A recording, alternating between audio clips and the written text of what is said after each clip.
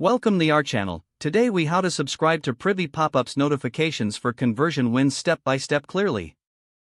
Navigate to the Privy website. Log in to your Privy account. If you don't have an account, create one by clicking on the sign up option. Once logged in, locate the Campaigns tab on the dashboard. Click on Create Campaign to begin setting up your pop-up. Select pop-up from the options presented. Choose a template that suits your brand's aesthetic. Customize the design by adding your logo, colors, and preferred fonts. Edit the text to ensure it resonates with your target audience. Next, navigate to the Settings section of the pop-up editor. Activate the option to collect email addresses. Set your trigger conditions for displaying the pop-up.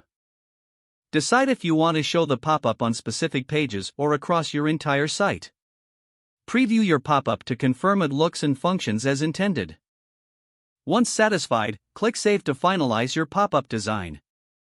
Now, head to the Publish tab to make your pop-up live. Click Save Changes to ensure your settings are applied. Test the pop-up by visiting your website to see it in action. Monitor conversion rates through the Analytics section of your dashboard. Adjust the design or settings based on performance data over time. This will help you optimize for greater conversion wins. If the page does not load, refresh the browser or try again in a private or incognito window.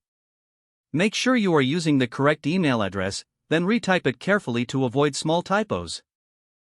If your password is not accepted, use the reset option and create a new strong password you can remember. Check your spam folder for verification or security emails, then complete any requested confirmation steps.